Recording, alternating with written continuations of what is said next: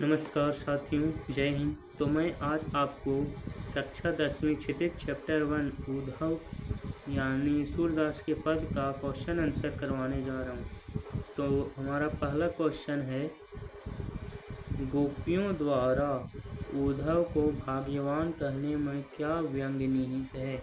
तो हम इसका आंसर जानते हैं। तो यहाँ आंसर लिखा हुआ है, गोपियों द्वारा उद्धव को भाग्यवान कहने में यह व्यंग्य निहित है कि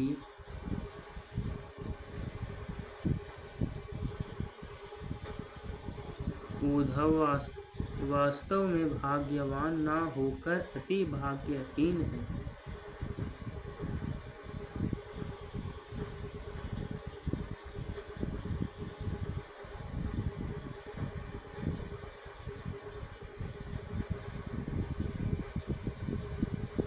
वे श्री कृष्ण के सानिध्य में रहते हुए भी उनके प्रेम के सर्वथा मुक्त रहे। श्री कृष्ण के प्रति कैसे उनके हृदय में अनुराग उत्पन्न नहीं हुआ। अर्थात श्री कृष्ण के साथ कोई व्यक्ति एक क्षण भी व्यतीत कर ले तो वह कृष्णमय हो जाता है। वे प्रेम की सुखद अनुभूति से पूर्णतया अपरिचित हैं। ये पहला आंसर हो गया। अब हम दूसरा आंसर में क्वेश्चन में आते हैं। दूसरा क्वेश्चन है, उद्धव के व्यवहार की तुलना किस किस से की गई है। तो हम यहाँ बता देते हैं, आंसर लिखा हुआ है। तो उत्तर है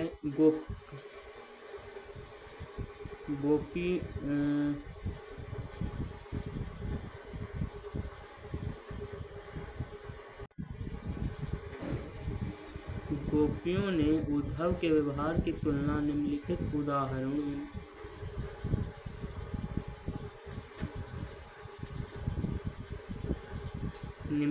उदाहरणों से की है।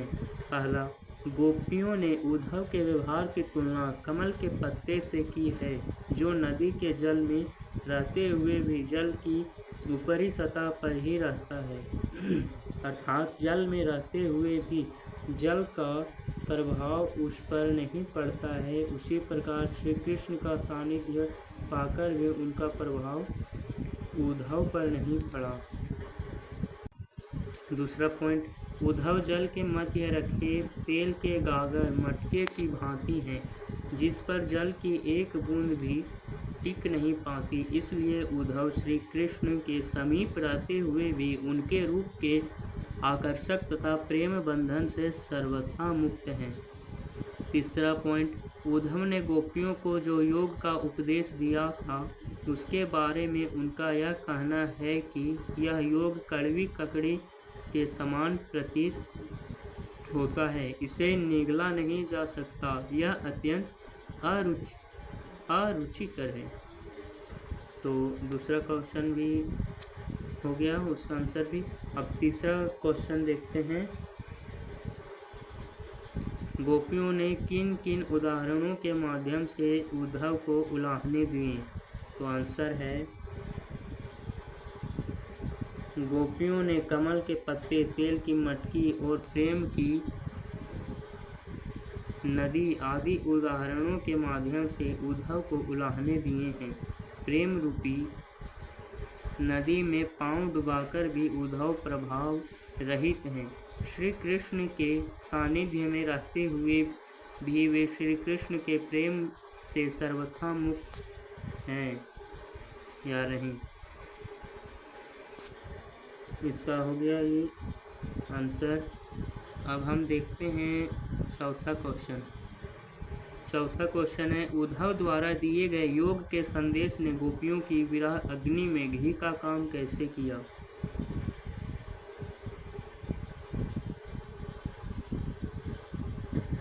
तो उत्तर है, गोपियाँ श्री कृष्ण के आगमन की आशा में दिन गिन रही थी। वे अपने तन मन की व्यथा को चुपचाप सहती हुई कृष्ण के प्रेम रस में डूबी हुई थी। वे इसी इंतजार में बैठी थीं कि श्री कृष्ण उनके विरह को समझेंगे, उनके प्रेम को समझेंगे और उनकी अतृप्त मन को अपने दर्शन से तृप्त करेंगे। परंतु यहाँ सब उल्टा होता है। कृष्ण को ना तो उनकी पीड़ा का ज्ञान है और ना ही उनके विरह के दुख का, बल्कि कृष्ण योग का संदेश देने के लिए उद्धव को भेज देते हैं। विरह की अग्नि में जलती हुई गोपियों को उद्धव ने कृष्ण को भूल जाने और योग साधना करने का उपदेश दिया, जिसने उनके हृदय में जल रही विरह अग्नि में घी का काम किया, उसे प्रज्वलित कर दिया।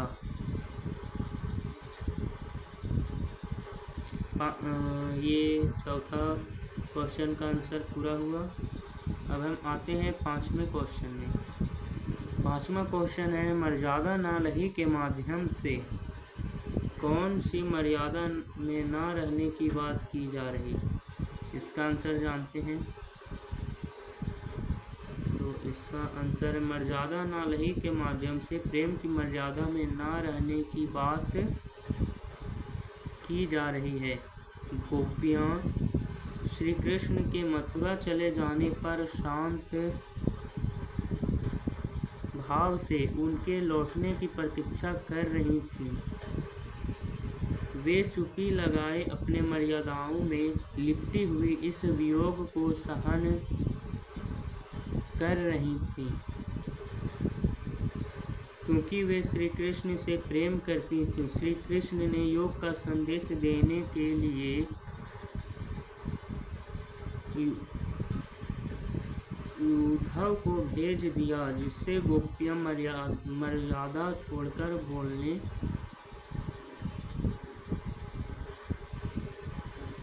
पर मजबूर हो गई। प्रेम के बदले प्रेम का प्रतिदान ही प्रेम की मर्यादा है। लेकिन कृष्ण ने गोपियों के प्रेम के उत्तर में योग का संदेश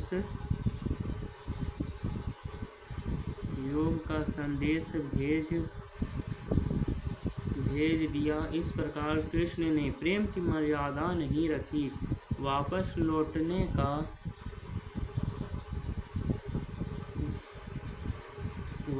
लौटने का वचन देकर भी वे गोपियों से मिलने नहीं आए। ये है हमारा आंसर।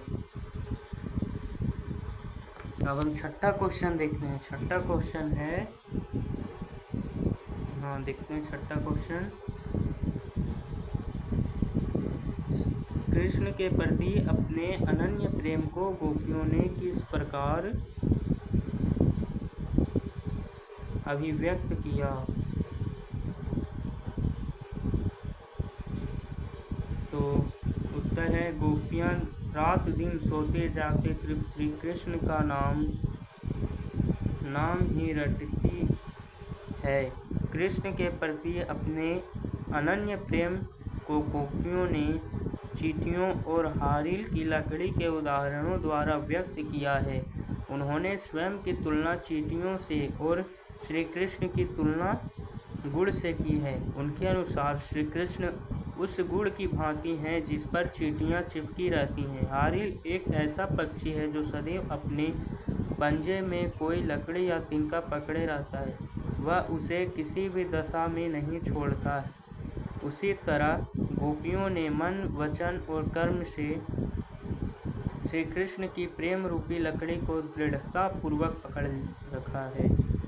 यह है इसका आंसर। अब हम 7वां क्वेश्चन देखते हैं। गोपियों ने उद्धव से योग की शिक्षा कैसे लोगों को देने की बात कही है?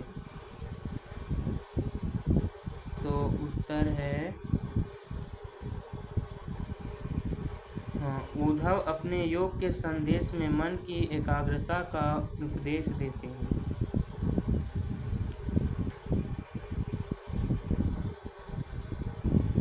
गोपियों के अनुसार योग की शिक्षा उन्हीं लोगों को देनी चाहिए जिनकी इंद्रियां व मन उनके बस में नहीं होते, उनका मन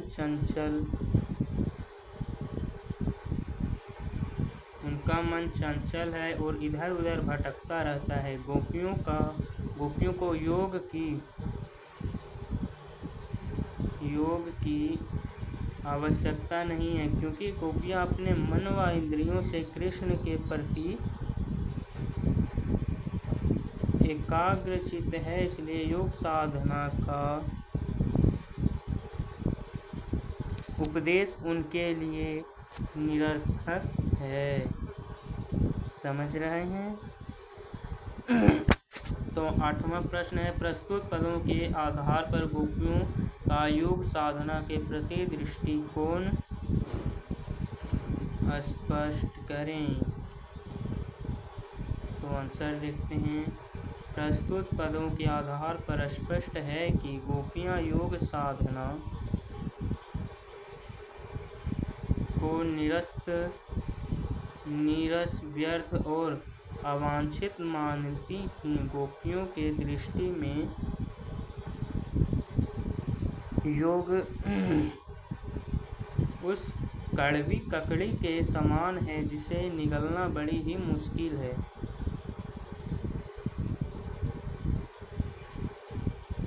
सूरदास जी गोपियों के माध्यम से आगे कहते हैं कि उनके विचार में योग एक ऐसा रोग है जिसे उन्होंने ना पहले कभी देखा ना कभी सुना। गोपियों के अनुसार योग की शिक्षा उन्हीं लोगों को देनी चाहिए जिनकी इंद्रियां व मन उनके वश में नहीं होते, जिनका मन चंचल है और इधर उधर भटकता है। तो इसका भी आंसर पूरा हुआ। अब हम 9वां क्वेश्चन देखते हैं। 9वां क्वेश्चन है, गोपियों के अनुसार राजा का धर्म क्या होना चाहिए। क्वेश्चन का अब आंसर देखते हैं। गोपियों के अनुसार राजा का धर्म प्रजा को अन्याय से बचाना तथा राजधर्म का पालन करते हुए प्रजा का हित चिंतन करना है।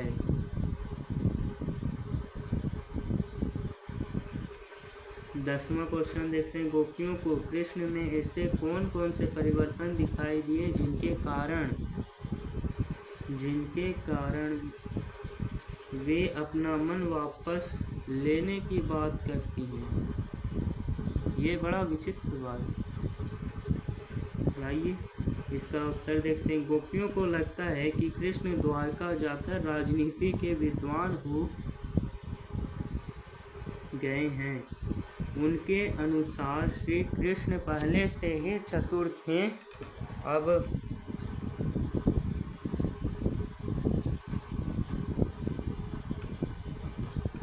भारी भारी ग्रंथों को पढ़कर वे पहले से भी अधिक चतुर हो गए हैं।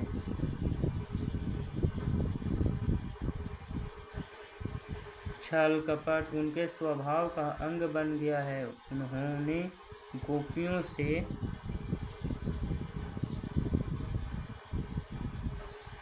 मिलने के स्थान पर योग की शिक्षा देने के लिए उद्धव को भेज दिया। श्री कृष्ण के इस कदम से गोपियों के हृदय में बहुत आघात हुआ। इन्हीं परिवर्तनों को देखकर गोपियां अपना मन श्री कृष्ण से वापस लेना चाहती हैं। ये भी इसका आंसर पूरा हुआ। अब अगला क्वेश्चन देखते हैं। अगला क्वेश्चन है, गोपियों ने अपने वाक चातुर्य के आधार पर ज्ञानी उद्धव को परास्त कर दिया। उनके वाक चातुर्य की विशेषताएं लिखी हैं। आइए देखते हैं।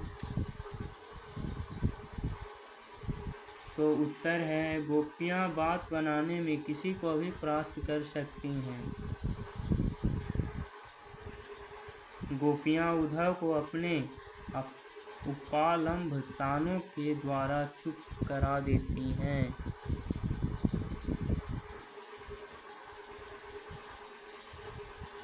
गोपियों में व्यंग करने की अद्भुत क्षमता है। वह अपने व्यंग्य बाणों द्वारा उद्धव को परास्त कर देती हैं। वह अपनी तर्क क्षमता से बात पर उद्धव को निरुत्तर कर देती हैं। अब 12वां क्वेश्चन देखते हैं और उसका आंसर भी जानते हैं। संकलित पदों को ध्यान में रखते हुए सूर्य के भ्रमर गीत की मुख्य विशेषताएं बताएं। तो हम इसका उत्तर जानते हैं। भ्रमर गीत की निम्नलिखित विशेषताएं इस प्रकार हैं। पहला, भ्रमर गीत एक भाव प्रधान गीति काव्य है। दूसरा, इसमें उदात्त भावनाओं का मनोवैज्ञानिक चित्रण हुआ। तीसरा, सूरदास ने अपने भ्रमर गीत के निर्गुण भ्रम का खंडन किया। चौथा, भ्रमर गीत में शुद्ध साहित्यिक ब्रज भाषा का प्रयोग हुआ। पाँचवां, भ्रमर गीत में उपालंब की प्रधानता है। छठा, भ्रमर गीत में सूरदास ने विरह के समस्त भावों की स्वाभाविक एवं मार्मिक व्यंजना की है।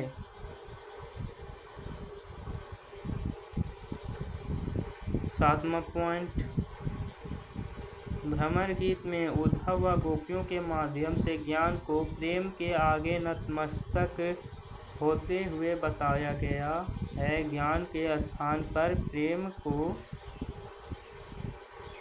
सर्वोपरि कहा गया। आठवां पॉइंट, भ्रमर गीत में संगीतात्मकता का गुण विद्यमान है। ये इसका आंसर भी पूरा हुआ।